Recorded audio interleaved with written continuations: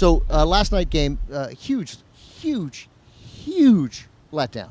Yeah. I sort of thought it would go the same way as the others. I mean, I didn't bet on it. I thought if I were going to bet, I'd probably have to bet the Heat. But I thought it would be competitive once again. But the Thunder, you were right, Rick, when you said, I'm not a big believer in momentum, but call it momentum or just call it the building of 3 games worth of disappointing defeats, 3 games they could have won. Yeah. And just they were a beaten team. They didn't I know have it in them. Steve is going to describe one play that he thought where it was like completely over. We agreed on one of them. First off, Mike Miller, game of his life, hitting, what was it, 7 threes, I think it was? 7 threes. One time last year or 2 years ago with the Wizards, I think we beat the Timberwolves. The Wizards. I think we beat the Wolves like 1-0. Yeah, you were part of the team, right? Yeah, like 103-97 in March. We beat the Wizards, and he had a really big game then too. Everybody remembers that. Yeah. Yeah. Well, this was a bigger stage. You think so? I think maybe. more people will remember this. Yeah. But it was in the second half when the game started getting away. Scott Brooks took a timeout. And then the Heat just keep pouring it on over and over. Miller hits the big 3, and then it's like 23 points. And Scotty Brooks I was thinking, call another timeout. Try one more time. Try to slow down the momentum one more time. Quiet the crowd maybe a little bit. Never did. And then there were many points in the game where I thought that they cashed it in. They're not even trying anymore. There were many points in the second half where I think it was James Harden was guarding someone on the perimeter, and then Chris Bosh would just go right on the inside, right in the paint. 3 bodies go up. Not one of them tries to take the charge. There was no defensive adjustments. Their spirit, was poor. the spirit was broken. Look, in these finals games, the intensity is so high, and as everyone saw in games 2, 3, and 4, one play here, one play there makes all the difference.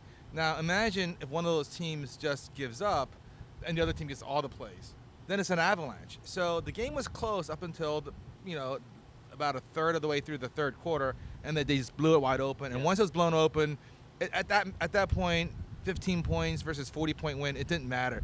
It's just like the Lakers when they lost to the Celtics by 40 points or whatever, 39 points. And the Lakers again last year with the Mavericks also. Yeah. I mean, once you've given up, it's over. Yeah, you see it. I mean, you mentioned it. You mentioned it in the defensive posture. Like all of a sudden, you're not down low. You're not scraping the floor. No. Your back comes up a little bit. Your knees stop being bent, and that's the end of that. At one point, I felt like it was an and one mixtape because they weren't playing any defense. You saw Dwyane Wade wide open underneath the basket and like an easy dunk. Yeah, it's really hard when you know you're beaten. Of course, well, Steve will remember it, but Rick has never heard of it. What? Nicolas Cage was in a wonderful movie with Sarah Jessica Parker called Honeymoon in Vegas.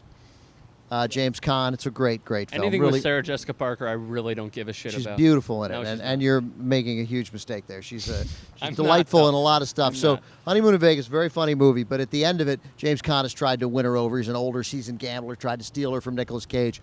And at the end, sort of she goes back to Nicolas Cage, and his Goomba, his like henchman is like, what do you want me to do? You want me to go get her? And Caan says to him, forget it. It's over. He jumped out of a plane for her. And the Heat had jumped out of a plane. It was over. Like, you can't get even if you get it to 18 to 15, like they never believed. No. They never believed that they were. And we've all been part of that, even in high school or course. just pickup games. You're like, you know what? We don't have it in us. We don't have it in us. Yeah, I mean, once you've decided that you're not going to win, you're not going to try as hard, and then the other side tries even harder because it's a feeding frenzy, and it's just over. It's a self-feeding loop. Now, the play that I thought was absolutely critical was the Heat had just turned the ball over. Durant had the ball, leading the Thunder on a fast break. They were down 5. They had the momentum, and then he tries to dribble the ball behind his back. Battier pokes it away. LeBron gets the ball. It leads to a Chalmers 3, pushes the lead back up to 8 rather than being down to 3. And then on the very next Heat possession, Shane Battier hits a 3 from the corner. The lead is back to 11, and that was devastating. I thought it was over at that point. But credit to Thunder. They made another small comeback. But again, Durant tries to go behind his back. The ball gets poked away. It leads to a run out by Wade. Wade goes up. Westbrook tries to foul, but Wade makes the shot anyway, and it's an and one. And then it was just over. From there, Mike Miller just went crazy.